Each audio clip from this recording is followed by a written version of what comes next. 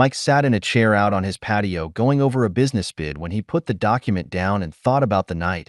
He was sitting in a local Denny's trying to get John to eat something. Mike was hungry, but decided to just have some coffee. John was fighting tears, and Mike was thankful that night the place was almost empty. About 8 hours earlier, John had called Mike and asked if he was free that evening.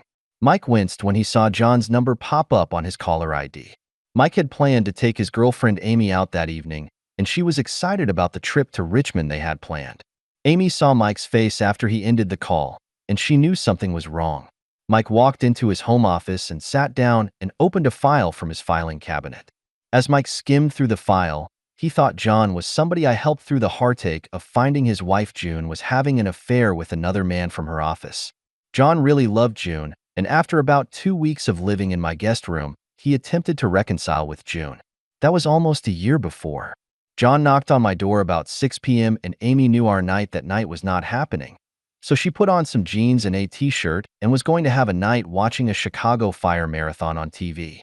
I kissed her on the forehead and apologized to her with a "Sweetie, I will make it up to you." She smiled and said, "Mike, I know and understand." Then John and I walked to my car and headed to the local Holiday Inn Express where he knew June was with her AP.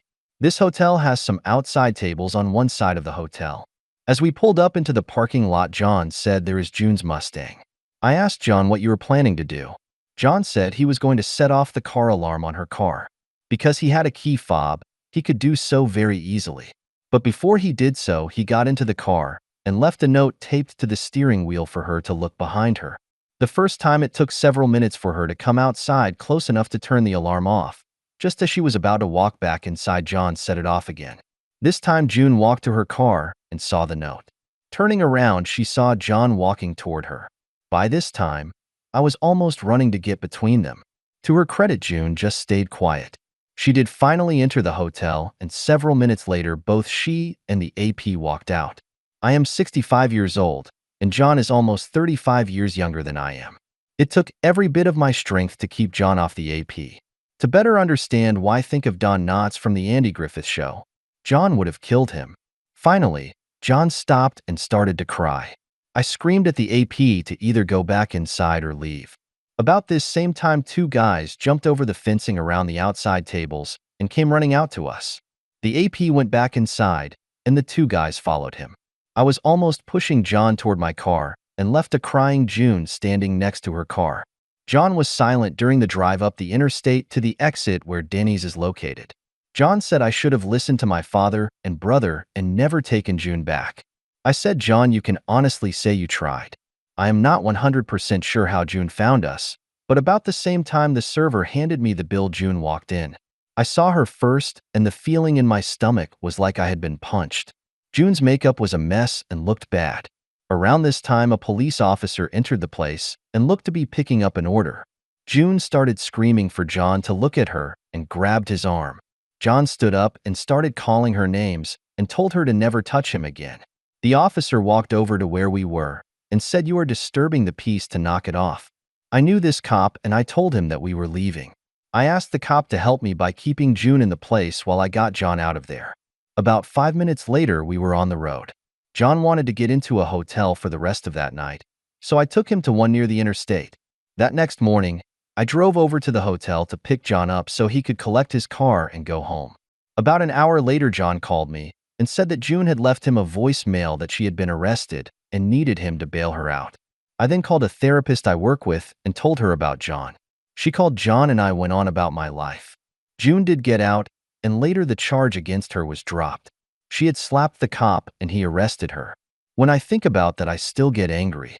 If I had slapped that cop, I would most likely find myself in a Virginia prison. June refused to give John an easy divorce. She fought him at every step. June charged him with domestic battery. John spent the night in jail over that one. While he was locked up, she got his car and with the help of a friend drove it down to North Carolina and hid it in a barn after putting fish on the seats. She took all of John's family photos and hid them. She cut up his business suits and took one of the several pairs of shoes he had.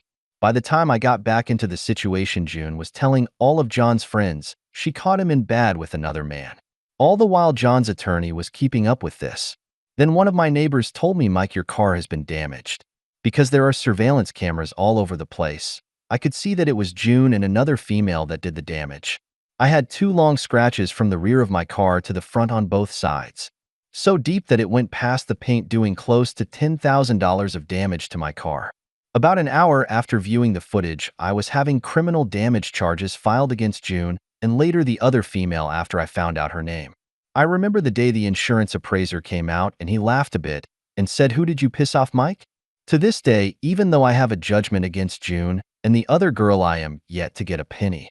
The problem is Virginia law places limits on garnishments. They don't make enough to leave any for me. About a year after the events at the Holiday Inn, John finally got his divorce. The owner of that barn found his car about 2 weeks after June hit it. The stench was so bad John donated the car. He also finally found the family photos. Since that divorce was final, John, there have been 3 protective orders filed against June. She violates them all, and the local cops won't do anything about it. They say they must see her doing it. Men, of course, don't get that easy treatment. Last summer, John finally moved away. The last time I saw him was in the parking lot of my apartment. He shook my hand and said thank you and expressed his feeling about what June had done to me. I still see June from time to time. When she sees me, I get an evil look. I have a feeling she will strike out at me again. My car was a freebie, but the next time June will pay full price. What June does not know is her employer and I have memberships in several clubs. I hold her job in my hands. Not only this, but most likely can prevent her from working in this area again, doing that type of work. John warned her before he left to leave me alone. As I finish this story, I will take a sip of coffee and hope June does something stupid.